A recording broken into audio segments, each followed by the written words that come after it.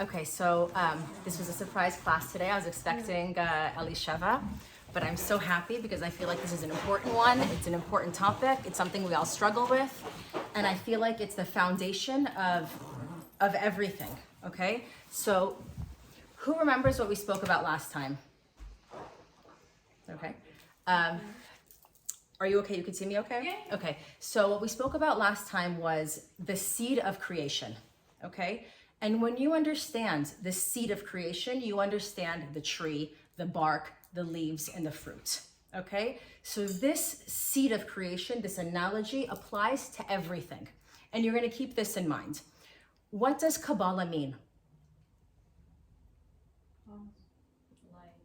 Come on back there. Kabbalah means to receive.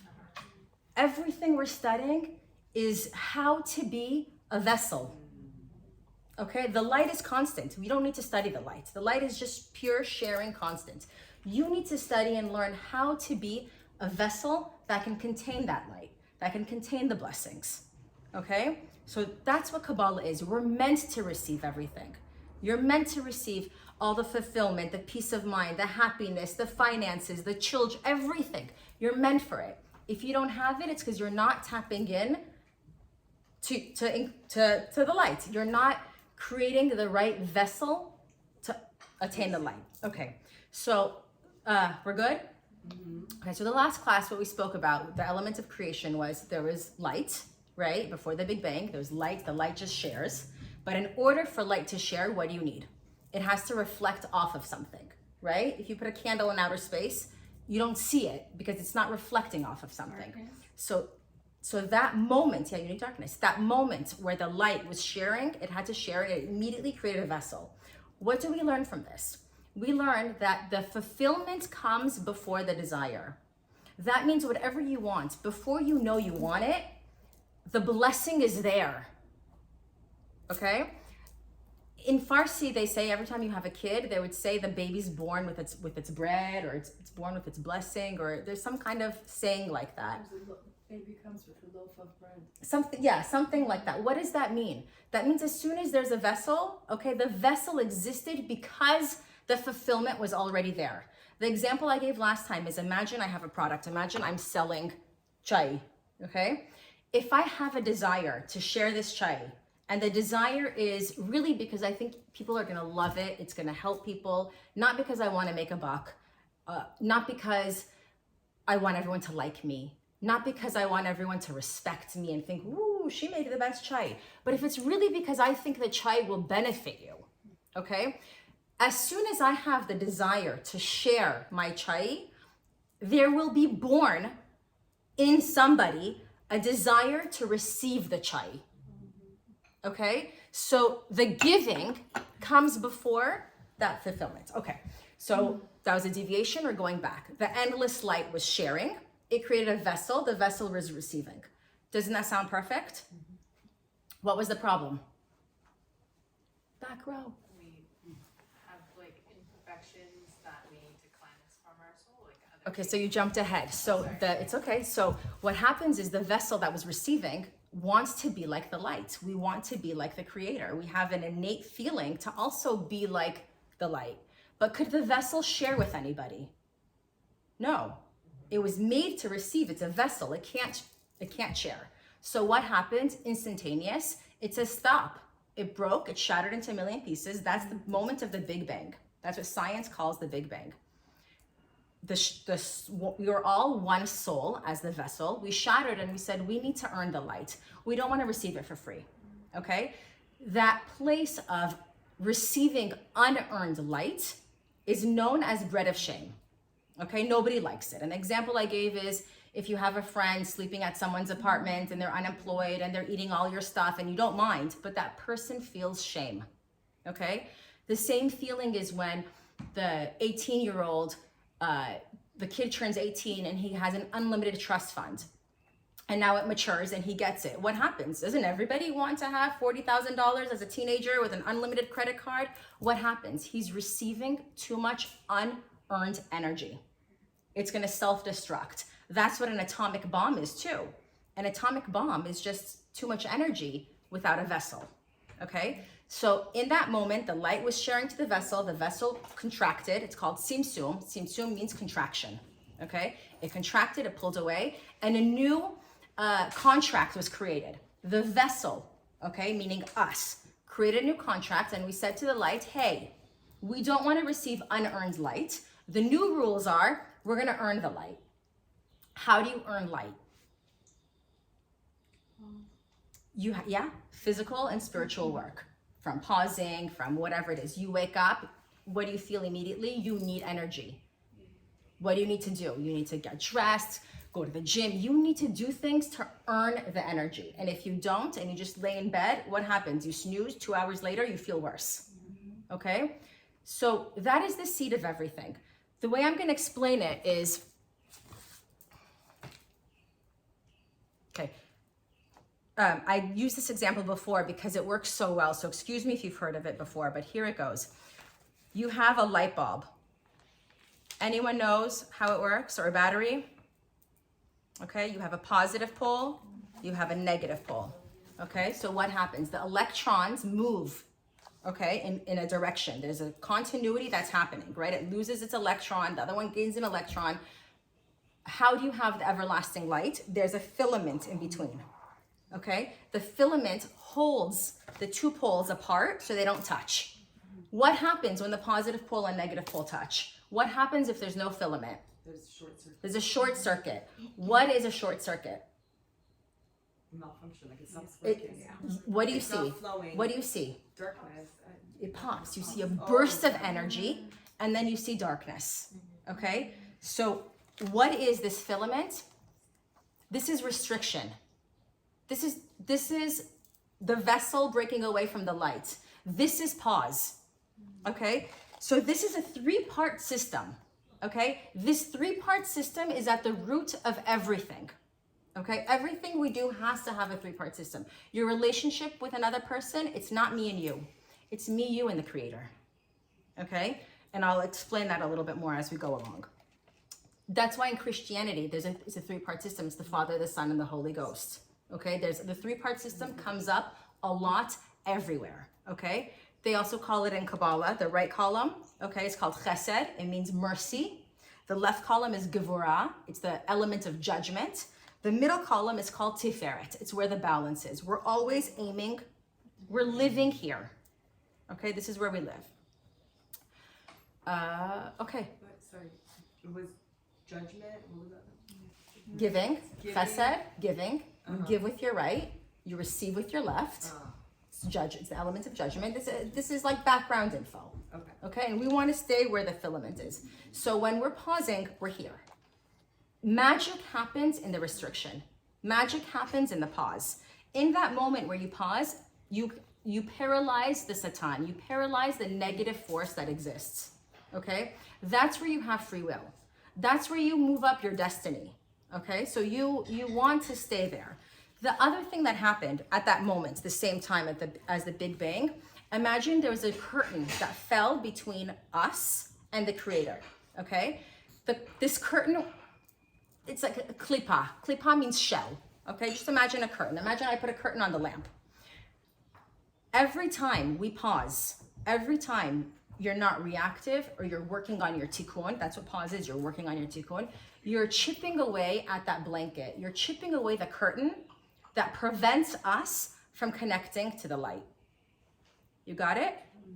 Okay.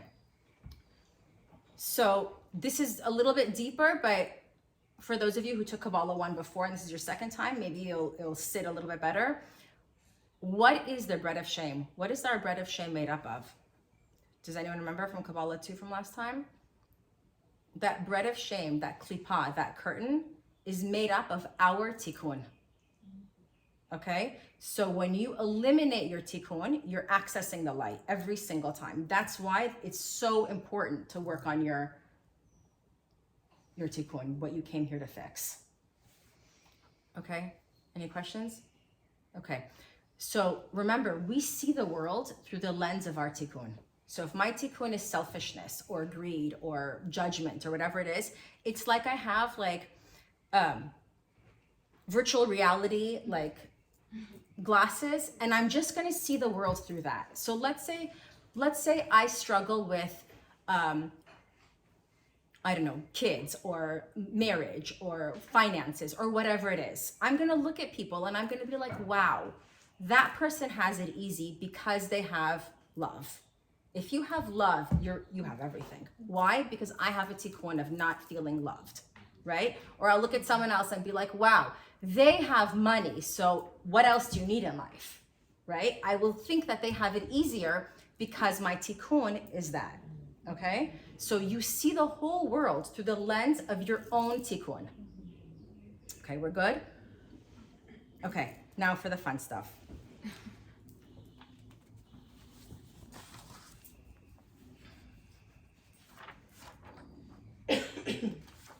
All right, so we said that we're here to be sharing forces, to be in a place of giving, okay? And we also spoke about short circuit is when you receive more energy than you've earned. So imagine like, there's like a safety net. Like God created this built-in like safety valve, okay? So if you ever receive too much, there's like a stop, there's a mechanism that happens. Let's talk about this mechanism. Let's say you go to a party, you're in Vegas, and you drink too much. What happens? Yeah, exactly. Why are you barfing? Yeah, you took in too much energy. Your body can't handle it. You're gonna spit it out, right? You need to control how you take in your energy, okay? You need to control how you give energy, okay? You don't wanna give someone bread of shame because they don't lose, you also lose. Every time you overgive to someone, you're not sensitive to them and their needs, you're losing light. You're attracting chaos. You're attracting negativity. You're attracting anxiety. You're attracting doubt. You're attracting whatever chaos means to you. Okay, whatever it looks like in your life.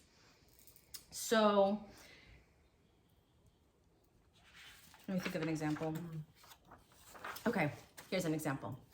I gave this last time too, I'm gonna give it again. Imagine there's an old lady, she's trying to cross the street, okay, and she has all these bags, and this young guy comes and he sees her, and he's like, oh my God, let me help you.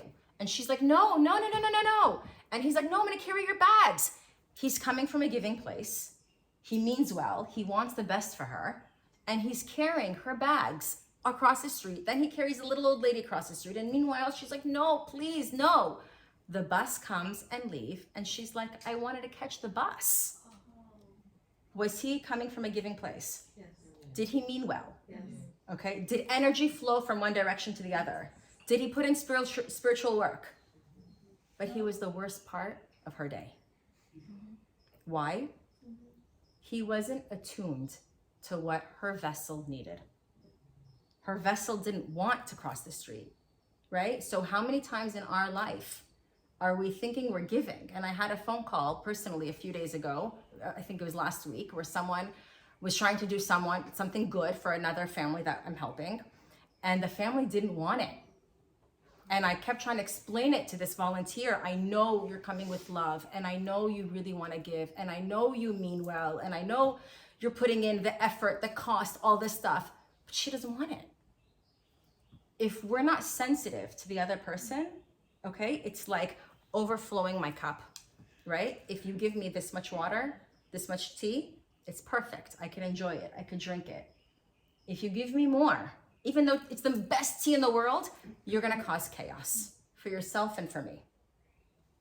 Okay. How do we become in tune all the time? Yes. Okay. First question is, you have to want to know. That's step one. Step one is you have to want to know. You have to create that vessel of knowing for yourself. Okay? So let's go through an example. Do you have an example in mind? No. Okay. Number one, I have to want to know. Let's say I'm sharing advice.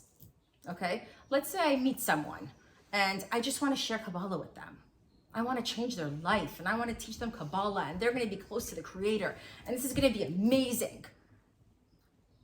Where am I coming from, first of all? Great place. No, not at all.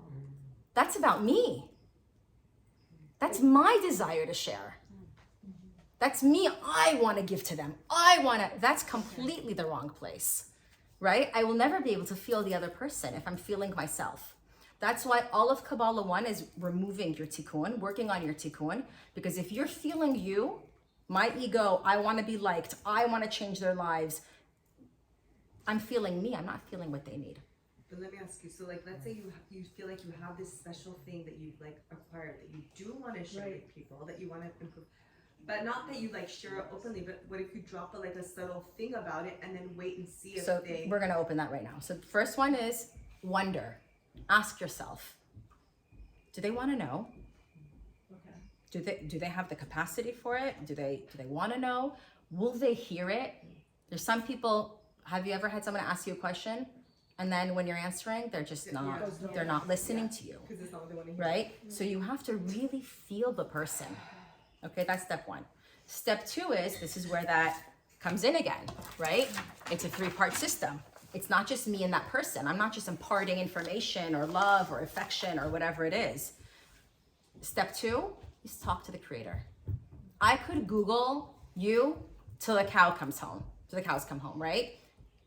But the wisdom that I would get by asking the creator, should I share this? Should I not share this? How does she need to hear it? What's the best way? What does she need in her life? Okay? Step three is get out of the way. It's not about you. You're just a channel. You're a conduit. That's when you have flow. We all felt that for a minute when we were playing the music. That energy moving through you is flow. And that's what you want to create, because like we said last time, if I'm only getting this much and I give it away, I'm losing. But if I'm in flow, I'm constantly getting more, so I could constantly channel it. Okay?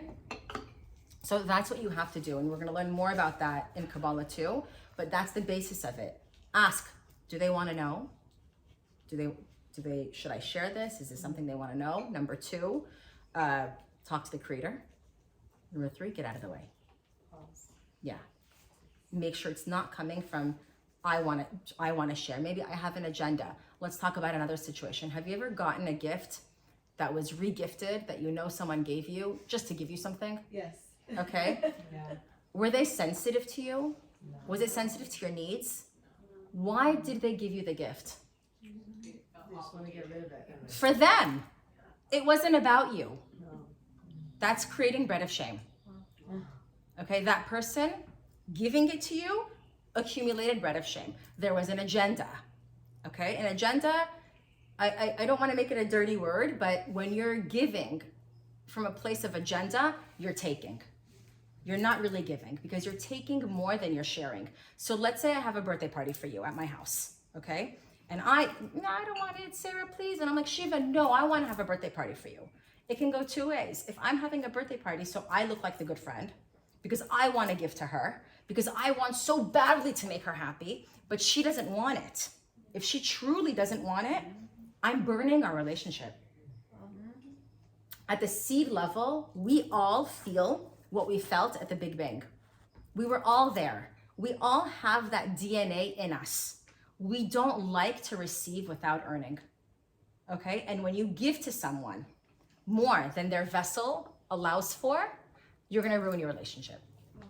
Whether it's your husband, your best friend, your kid, right? But I'm a good person. But I mean well. But I just wanted to share. If you're not privy to this law, this is a law like gravity. If you're not privy to this law, it doesn't matter how good of a person you are. You're gonna bring chaos to your life and burn your relationships. People are not gonna know why, they just feel uncomfortable. They won't know why, but you just don't wanna, I don't like it. I know you're trying to give to me, no thank you. They're gonna stop calling. They're gonna create space. They're gonna feel, right? The other example of when I've seen this happen is, let's say, perfect example. Yesterday I had to call T-Mobile for like 3 hours, okay? Yeah. They charged me for a 196-minute phone call that I only made for 5 minutes, okay? And it was $1 a minute, okay? Yeah, $1.22 a minute. So I called them and I'm like, I don't mind paying the $1.22 because that's the price. What I do mind is, look, I'm showing you my call log. It says 5 minutes and 31 seconds, and you have in there 196 minutes. I'm not asking for you to delete the whole thing. just put it back to 5 minutes. Right. I'll pay so what do we do sometimes? We call customer service and we're like, give me more. Give me more. Now make up for the fact that I called you. Now you should make me happy and buy me tickets to Disneyland. Now you should upgrade my room, right? Like what are we doing? You're taking. So you think, yes, you think in that moment that you're smart and you got something. But what did you really do? You're accumulating chaos. You're gonna have anxiety, you're gonna be sad, things are gonna go wrong, and you're not gonna know why. And it's because you took energy that you didn't earn.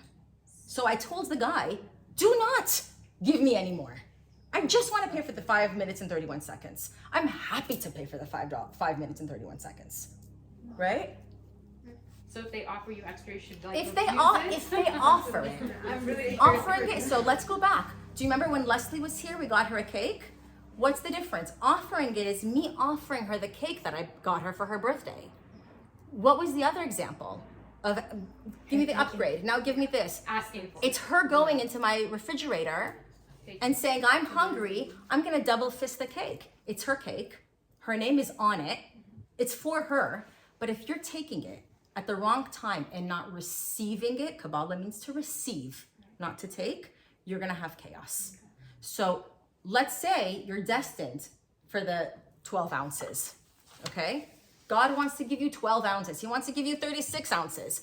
If you take 8 ounces, you burned your 36 ounces. Do you get it?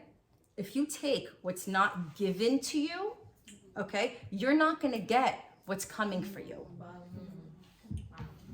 Okay, it's coming. It's all coming. It's infinite. Don't take it, receive it. Is Receive the same true for somebody who just doesn't give and doesn't offer anything, is just all about themselves? The same can be said. So they're not in a place of sharing. So that's another concept. Yes, you want it. Yes, you're not sensitive to the other person. So you're saying if someone doesn't give anything, so this is my cup and they don't give, so they're not sensitive to the needs of, if you can, right? And whatever, and you don't, you're not being sensitive. And is that also, are you accumulating bread of shame in that? Yeah.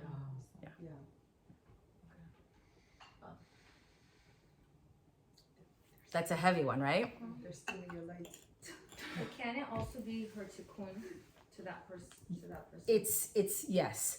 That was a general statement, but you have to think, like, if it's your nature to always give and to overgive, right? Then it could be your tikkun to monitor how you're giving, how much you're giving.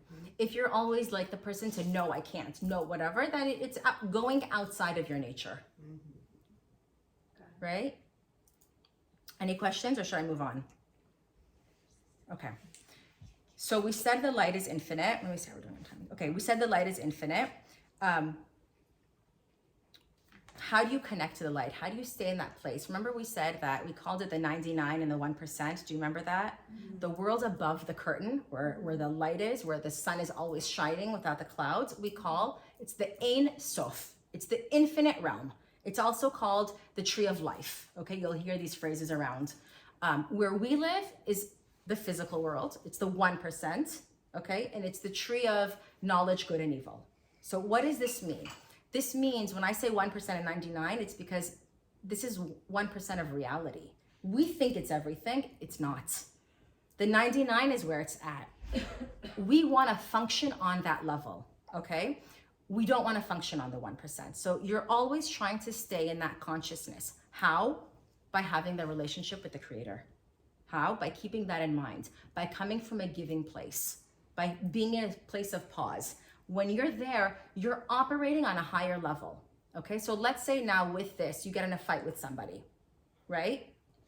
Things aren't going well. You have a bad relationship with your child, your friend, your mom, your spouse, whatever it is.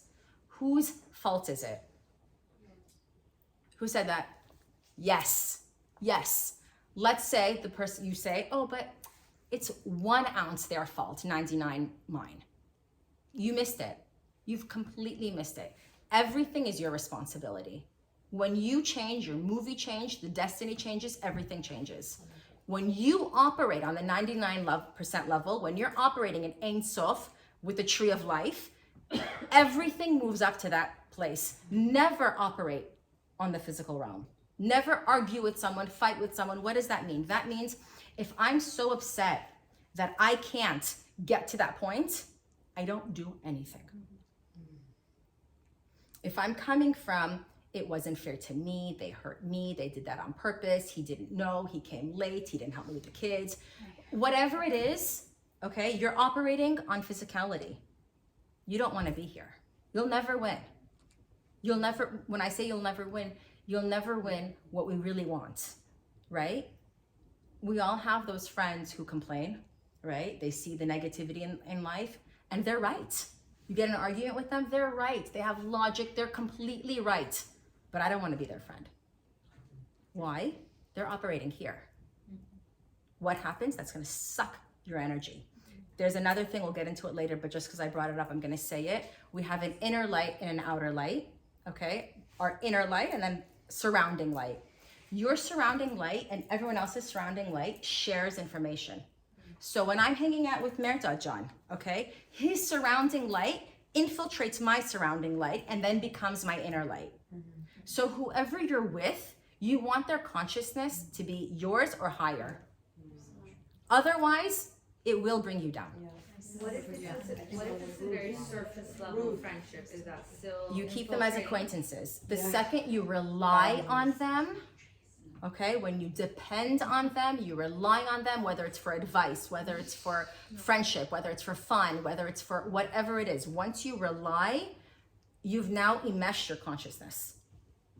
it's like a contract? You go to their level of consciousness. Okay, so when it says you become the 5 people you hang out with the most, this is the spiritual reason why. And we know the spiritual reason precedes the physical reason.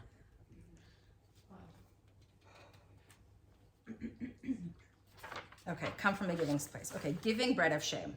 Examples where we give bread of shame. I just want to make sure I say these things. So I said we're not sensitive to the cup. Okay, I used the example of the old lady crossing the street and the guy's like, but I'm a good person. Why do I have chaos? I'm giving.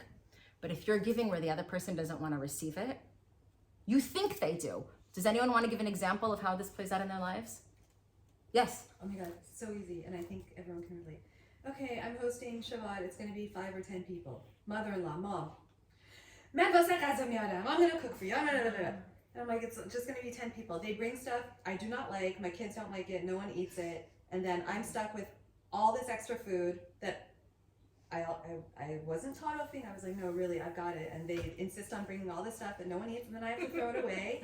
And I feel bad because I hate wasting, and I feel bad because they went through all this effort to bring stuff, but I 100 times sincerely meant I've got it. And it happens. So I'm gonna switch this for you. I love this example. So this is your mother-in-law bringing bread of shame. She's giving bread of shame. Why? Because she feels so good that she's sharing and cooking and providing that she's not receptive to the fact that you don't want it. Okay? That was a great example. Thank you for sharing that. What I'm going to switch for you, okay, so you don't perceive it that way or feel it that way, is you're giving her the opportunity to share. Yeah, I get that. But Yeah. I don't want to throw it all. I hate waste. I hate waste. Like, can you bring ice cream cake and then they that my kids will like? Or fat kid, they want to do what They want to do what they want to do. make. And and my husband says, let them, because it gives them joy, and I get it, but So what if you don't cook and let them do it? You just host. It's not, I don't know. That's what That I doesn't do. feel right. Yeah.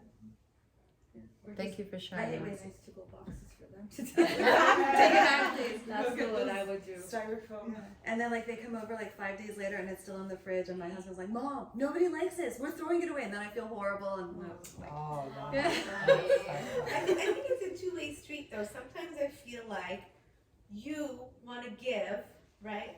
Like when I say, can I bring anything? And they're like, no, but you really want to give. Sometimes I worry that when someone says no, they don't really mean it. Right. Yes. And it's like such a hard Good. differentiator. And I take everything literally. Like if you say it, but then I start to wonder, are they gonna think that I really don't care? Are they gonna think that I don't really? Because I want to be honest with you. I think Are you they have to not? Okay, so this is what we're saying. You have to pause and really ask yourself, feel their vessel. What could they benefit from? What do they want? Are they really saying yes? Are they saying no? Let's consult with the creator. What should I do? Oh my God, I have to learn it. Once you keep asking, that voice will come to you. Once you strengthen your relationship with the creator, you'll be able to hear those voices and you'll understand what's happening. It's called intuition, it's called insight, it's called whatever, conscious, whatever people call it, you'll hear it. So then instead of just taking like chocolates to somebody's house who's on a keto diet and won't eat it, right? You'll take something that they could use because you'll be sensitive to their vessel. Obviously you take something, but then you're like, But you're not just giving them something to make yourself feel better that, I came in with yes, your hand is up, go So ahead. I want to share because I used to do a lot of cooking and I would have my in-laws and parents and it was fine, but I realized that I'm tired. I have young kids, like why am I doing this? And they kept toddling. So the way I said it, I was open about it and I feel like this was ebb and flow, like what you're talking about, your flow. I said, I host, I'll have everyone over, I'll put the dishes and you guys bring the food and I tell you what food. Great. And it worked for everyone. it. Make I everybody was happy. honest. I So you wasn't just explained to them what your taking- vessel was. Yeah, You told I them what you wasn't needed, taking, what I you was wanted. also giving, Yeah. because I was providing the ambiance, the space, the energy. And it's a lot of work. Yeah. To provide that is a lot of work. And I would tell them exactly what I need, meaning the reason I brought this up is the flow. Yeah. And that's what I feel every time they come. So I'm going to give you another example. Sometimes we see our spouse or our kids, the ones who are our biggest mirrors, and we know exactly what they need, right? We know. We want to tell them. We want to make them do it. We want to convince them. We want to manipulate them. I leave books in the bathroom for my husband to have ideas. You know, like Oh my God. we all do that, right? What are we doing? We need to give them that space, not have an agenda, not come from a place of, you know, like today I was getting ready and I was listening to a podcast and my husband was within earshot and I was so happy that he was within earshot so he could hear it, right? Am I sensitive at that point to him? Let me give you another example. I woke up a few nights ago with a dream, okay? And it's like early morning before my husband wakes up. I'm like, Sharon, I had a dream. Let me tell you my dream. And he's like, oh my God, what? Does he have the vessel to hear my dream? No, and it's not even gonna be satisfying for you. Is to he say interested? No. No. But I really want to tell him my dream, right? What happens in that moment if I share my dream? You're not gonna have. Short circuit. Short circuit, I lose light. Yeah. How hard is it in that moment to pause? I'm gonna forget it, I have to tell you right now. Pause. Because what you want, you're not gonna get what you want. Or you wanna tell a friend something, they don't hear it. Or you wanna tell your kids, don't act that way, or don't do that, or read like this, or whatever it is. Okay. So that's why it's important to learn about us and remove our tikkun, our agenda, what's blocking us before we can start figuring out what's going on with someone else. I have a question. So how do you encourage without? You can What's the say, difference you between could, encouraging your spouse or kids to do something versus what you just are said? they receptive? Do they want your opinion? Do they want to hear it? Did you consult with the creator? Should I say it? Should I not say it? How do I say it? When do I say it? I forget this all Hard the for me. time, but with kids, not that, I don't know if I'm giving advice, I forget to do it all the time. But I always ask, I try, do you want my opinion or do you want me to just listen? And that helps a lot. Because a lot of times they say, okay, what's your opinion? I forget though. You have to remind me. But it does work. Okay, so we spoke about that. How do you know when you're giving bread of shame? How do you know if you're overgiving to someone? Anyone get that feeling? I mentioned it. Anyone remember? What happens if I overgive to somebody? You don't feel good about it afterwards. You feel resistance. You feel unappreciated. The relationship starts disintegrating. You accumulate chaos. You're gonna get anxiety. You're gonna get and you're not gonna connect it to this. You're not gonna think, ooh, I was overgiving in this situation, and now 3 weeks later, I have debilitating anxiety over every decision I make. Anytime you do anything from fear or lack, I need to give them a ride, be nice to them so they're nice to my kid. I need to do this so that they like me. I need to do that so I can get into that circle. I need to do this so those teachers are good to my. If you're coming from a place of fear and lack rather than certainty, you're accumulating bread of shame. Don't do it. What you need to be asking is, how can I help this person feel or connect to their own light? Okay, so when you're dealing with your kids, that is the thought. Pay attention. So if the other person is giving you signs that they're not listening when you're talking or trying to do something, does the relationship lead to blessings or does it lead to chaos? Sarah, how do you apply certainty to like an example that you just said? Give me one. Like, let's say you're teachers, you want to make sure, like I have a 2-year-old in preschool, I want to make sure the teachers are taking care of him. How do I apply certainty to that versus, I don't know, giving them gifts, like Happy Teacher's Day? So You know? give the gift with the, like, okay, so I give to teachers gifts all the time, okay? Like beginning of the year, like apples and, okay? The consciousness you go in with is not, I'm giving this so To that. receive. Yeah. Got it. It's, I really hope the teacher becomes happy. I really hope she feels loved. She feels whatever you want her to feel without your name being attached to it. So if you're giving the gift without your name on it, think about it like that. Okay? And then the certainty is that whatever happens is from God and it's good, and it's here to propel the whole thing forward. So even if the teacher isn't perfect with your kid, the certainty to know that that is exactly what everyone needed. Okay. Thank you. Okay, I think we're done. Anything else? That was great. Okay, let me just review. So we spoke about not being a swamp. Have I ever mentioned that? You want your energy to always be in a place of flow, okay? You can't be stagnant. It's like trying to hold water with a fist, right? You're not gonna hold anything, or holding sand with a fist. You have to hold it loosely. Like my dance teacher tells me, play shol, you're too stiff. When we're stiff, we're tense. You lose it, okay? When you're holding on to anger, you're holding on to resentment. What are you doing in those cases? You don't have flow, you lack certainty, okay? So you have to, yeah, I wanted to make sure I said that before summer. You wanna be like a river, not a swamp. A swamp accumulates, okay? You wanna be a channel. You wanna be a channel where the blessings flow through you and you share it with everybody, right? And the more you share, the more you receive. You let go of expectation. You let go of bitterness.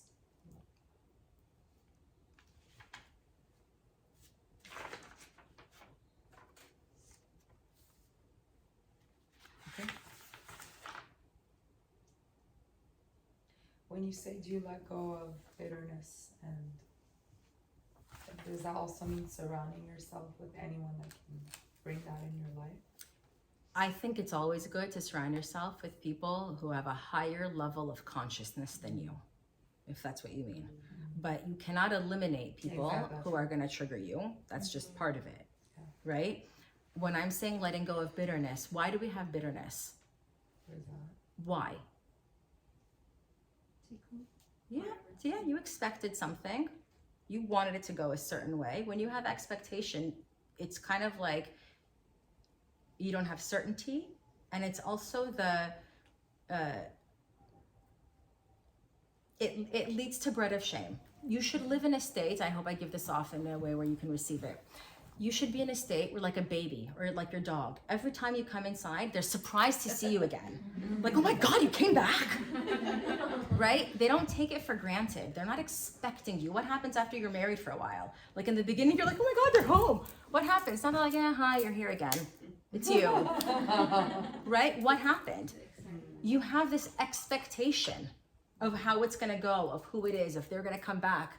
When you have that expectation, it's almost like you're accumulating bread of shame. This is a different level, so it's kind of hard. But you have to not have that.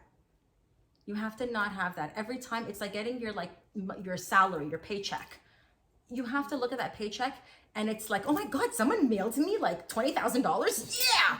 It's not like, yeah, this is my salary. I get it every month, whatever. It's about right. It has to come from that place of not expecting. Okay. When you expect and it doesn't happen that way, that's when you get bitter. You wanted it to, you had an agenda, you had a plan. You thought you're in control. You're not in control. God's in control. The Creator's in control. And however it goes, it's from God. It's from God and it's good. It's from God, it's good, and it's here to propel us forward. I'm gonna end it on that. Thank you. Do you guys have any questions or you wanna workshop anything? Anything on your mind? What do you mean by a higher level of consciousness? You want to surround yourself with people that have a higher, what is People that? who are operating on the 99%. People who are operating on the realm of tree of life, who are in a place of giving, who are thinking of the Creator, who are not like, you did this, I did that, you're right, I'm wrong. Right? Because you cannot be right and have the light. You have to pick one. I'm happy to be wrong every single time and have the light. Can you describe it with compassionate? To be compassionate? Yeah, that's exactly what it is. When you're feeling the other person, you're compassionate. You're feeling them. What are they what's happening for them? Did I answer yours? Yes. Okay. Anything else? Can't you energetically feel when people are high?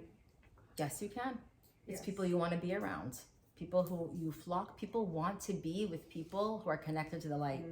You can feel their presence when they walk into a room. And you can feel someone's presence when they're energetic vampire. She's taught me this. She's taught me this.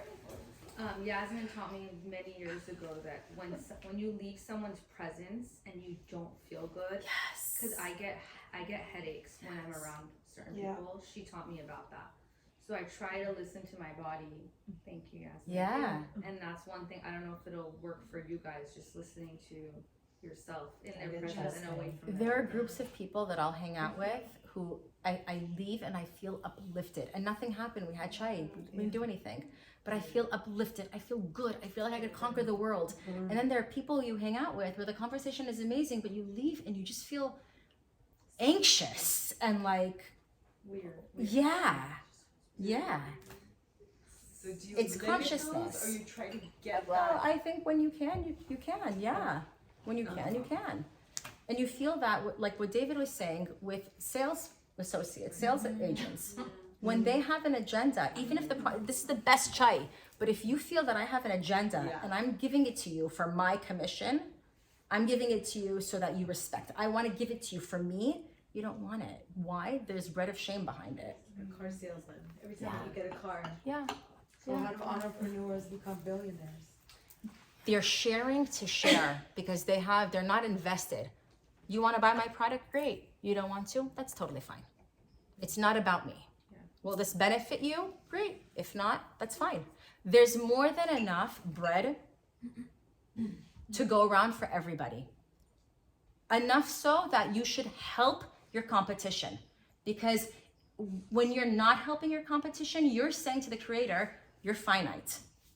If I share with this one, I'm losing. That's not true. You share with your competition, you'll gain also. That's certainty. That's operating on Ein Sof. Is it bread of shame if I want to like send this recording today like to certain people to help? That's exactly what it is. For you. You're sending it to them Well, if for I- you.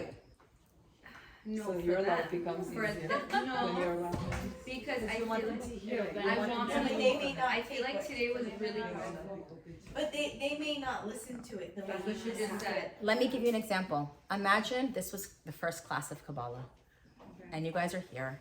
And I'm saying, Thank you. Thank you so much. imagine it's Kabbalah 1, class 1. You guys are here. And I'm saying, light, vessel, Ein Sof, restrict, light bulb. Yeah. Right? What are you guys thinking?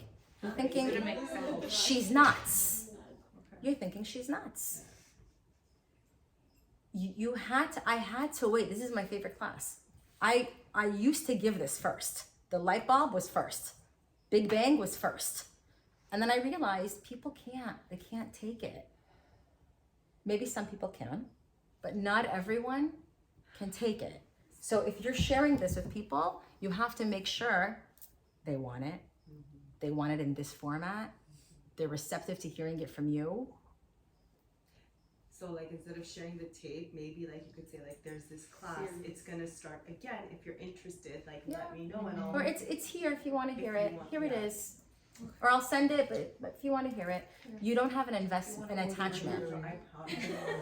And Masa, you asked about the entrepreneur. I'm going to give another example. Imagine when you're attached to something, okay? You're attached to the outcome. You're attached to how it goes. You don't have certainty. You're not in flow, okay? You want to do it for yourself. That's bread of shame. So imagine if someone is a billionaire, okay, and they're selling a product. And someone calls customer service and says, I hate your product. It's shit. It's this, it's that, it's that. If that person is operating on the higher level, what happens? I'm so sorry you didn't like it. That's fine. I really hope you find a product that works for you. Great. Why? He's got $1 billion in the bank. What happens if he's dependent on that? What do you mean? You don't like it? I'm going to fix it. I'm going to give you this. Where are you operating from? From fear, from lack, right? That will never work. But what if that person really needed that money or that really needed You have to, even though you really need it, you have to operate on a place of I have everything. I don't need anything. I have everything. Imagine you have $1 billion in your bank account, because when you're with the light, you do. We all know many people who went from here to here, health-wise, financially, relationship-wise. What happened? One day they had everything, the next day they didn't. What happened? They stopped connecting to the light in whatever capacity. Sometimes it goes away for you to have to re-earn it, and sometimes you took it for granted. It's like the expectation, you took it for granted. You weren't working towards it anymore. Okay? I want to share a story with you guys before we end. You guys all know about my bird. I didn't see it yet, but I saw it this morning. Yeah, you've been watching it? Okay. Sometimes, yes. So I'm sharing this with permission. Okay? The first week where the bird came, okay, I posted it on Instagram, and a girl named Netta reached out to me 2 days later on Facebook. A girl who I don't really know well, but like I kind of see her face here and there. And she said that there's a guy, Don Garmezian, who gave a whole speech about a bird that came to his window, something that happened years ago that he shared last night. So this is on Tuesday. She told me about a speech Monday night. She's like, you should listen to the lecture. I listened to the lecture and I was like, this is my situation. I got a bird throwing itself at my window. Okay. Don spoke to a rabbi who helped him break it down, okay? And what happened was that there was a person who had passed away that was trying to give Don a message. So I go to this rabbi, and this rabbi doesn't meet anybody, and it's before Passover, and he won't meet, like, people who are dying of cancer, he won't meet them. He met with me, which was huge, okay? He gave me like a 25-minute session. I videotaped it. I didn't really like what he said, okay? I was like, I'm open to it. I don't really know. It's not sitting well. Let's move on, whatever. That was that journey. Pause that. The bird started now going to my husband and my daughter, my middle daughter. My husband and middle daughter have been telling me, it's now here. This is the guest house where my husband, like, that's his like man cave. It's inside. And then it just bangs, like, throws itself on the window. And then Maya's bedroom is here, and it'll go to her two windows also. It used to go over there. Yeah. So as soon as I was like, I'm not hearing this message, it's not coming the way I want to hear it, right? My tikkun, right? My husband kept saying, I think I know what it is. And I had a girl that I would carpool with to Gan Israel. In 2013, she was diagnosed with cancer. And I didn't know her. I just knew that on Mondays she drives and I drive on Fridays. That's all I know. When I heard this, I felt compelled to, we're a community, right? You feel just compelled. So I started going to chemo with her. I shaved her head. I would meditate with her. There it is, by the way. Yeah. I would meditate with her. And she said to me one day, she said, please watch out for my kids. And when did I tell you the story? I'm sorry. And when my daughter is of age to start dating, I want you to tell her these things, okay? So Sharam and Maya kept telling me, So she passed. the girl is, yeah, she passed, kept telling me the oldest daughter is that age. You didn't keep your promise. Oh my God. And I was like, oh my God, I can't have this conversation. And I was trying to convince myself it's anything but. The bird is still here, so maybe that's not it. But, okay, so I reach out to the girl. And I was like, hi, who is this girl? This girl, I see her around, okay? She teaches Maya at Emek on Fridays, okay? And she teaches like a beautiful class, I don't know what it is, like femininity or like something like How does it cool. Huh? She's 19. Okay. So I reach out to her and I'm like thinking she thinks I'm nuts 11 years later, you know. Here I am and I'm like, do you want to go to breakfast? I'd love to get together with you. She's like, sure. We go to breakfast and the conversation naturally turns to her mom. Okay. So I say to her, you know, your mom wanted me to tell you a few things when you're the age that you are now. Would you like to hear it? And she says, yes. And I told her, I'm like, I might not say it the way your mom would say it. I may not emphasize what your mom would have emphasized, but I'm going to do my best. And I tell her what her mom wanted me to say. And then I ask her, do you ever have dreams about your mom or do you ever feel your mom? And she's like, Sarah, this is the weirdest thing, but you know, they recently moved, okay, from the house where the mom passed away into a new house in a new community. And she was very worried that when she goes to the new community, how are things gonna go? She said that when they moved to this new community, a lady came and sat next to her. And when this lady sat next to her, she felt a surge of her mother's energy. And she's like, I don't know what that was. It was, I don't know, maybe I'm making it up. Maybe, I don't know. She didn't have words for it. So there's a concept in Kabbalah that souls migrate, okay? So her mom's soul could have gone into this lady just to be with her for a little bit, right? Just to finish something, whatever it is. So I explained that to her, and meanwhile, waterworks. And I was like, who was she? Can I ask who she was? It was the girl, Netta, who had sent me the video. Wait. Okay, wait. So I was like, wow, very interesting, very cool. So around the same time that Goldie's mom, Shabnam, was sick, there was a boy who had leukemia. Okay, I didn't know the boy. I didn't know the mom, but I started having challah bakes at my house. I started having women's classes, like this kind of thing, in his honor in my house, and I didn't know him. Okay, put that story on hold. Goldie tells me that her mom used to say Tehillim, prayers, psalms, and she had a list of people she would pray for. Okay, and she would see in her school at Emek, they put a list of people that they pray for on the board. So the kids have these names in mind. Okay. And she's like, I saw the list at school and I was like, it's so beautiful. I wish I could pray for all these people, but I can't. I'm going to pick one name. So she just randomly picks a name off of the board. She's like, I didn't know if this kid is an adult.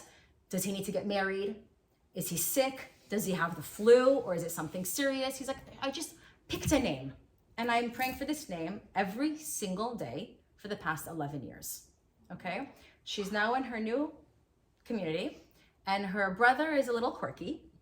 And, you know, he's just, you know how kids are. They have their own style.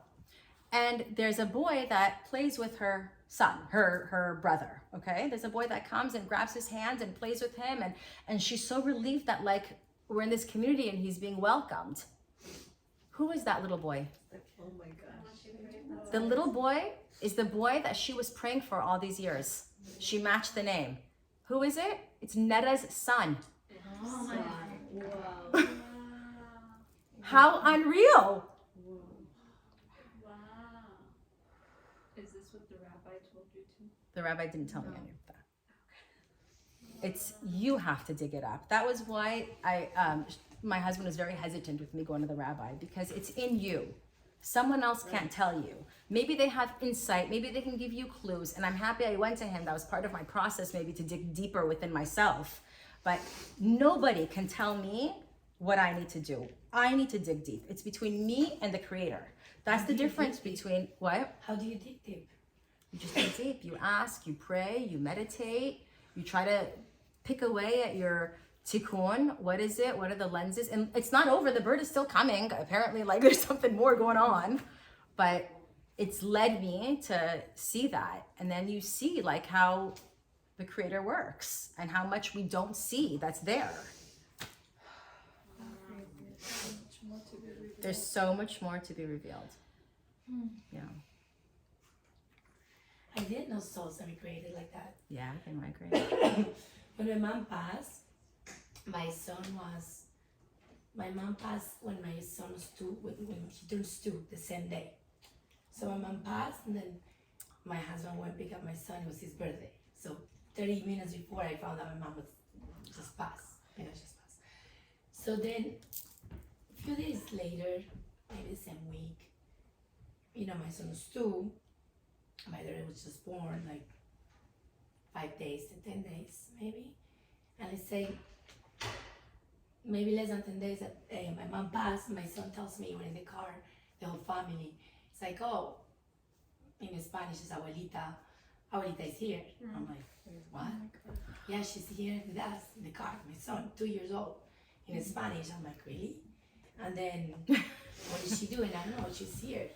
She's just here. Yeah. And it happened many times with my son that he told me she's here in the park. I can see her. Yeah, they can. They see it. Yeah, so many times happened with him being just 2, and he will tell me, but that's it. He was like, and but then now that you tell me, because I remember he used to say she's there. I mean, yeah, he told me. I'm sorry, I lost my thought. He was there, and I looked, and it was a woman who had similar hair color, maybe, but then the woman came and said hi to him. It's like, that's it. So maybe she left. So now that you're saying that, I'm putting the pieces together. So it's an image of your mom. The Hebrew word escapes me. I think it's a tzela. It's a betzelem. It's like a reflection, like an image, like a. And it could come, so the person will look like your mom. It'll have like feeling of your mom. That's 100%. Yeah, no, it's funny. I went to Colombia because the pandemic. I couldn't go. I gave birth. The borders were closed. I couldn't really give her. So I went after a year and a half, first time, and I went to have breakfast with my brother in our neighborhood. There was like a coffee place, and we were sitting, and then I looked. And I saw a woman exactly the back, like my mom. The hair, how my mom did her style, her color. And I started crying. I was like, oh my God, this is so weird. Wow. And then I look at her face, completely different. But then I told my bird, this gotta be something. 100%. We're here together. We came to grieve her too, and then I was thinking, am I crazy? No. But I didn't know that stuff until now. So now, again, it's her image, her spark will be, Those are saying hi. Yeah. So what's up? Yeah. Thank you guys for sharing this process and this journey with me. I can't wait until Kabbalah too. Yeah. Thank you. Thank you so much. So that's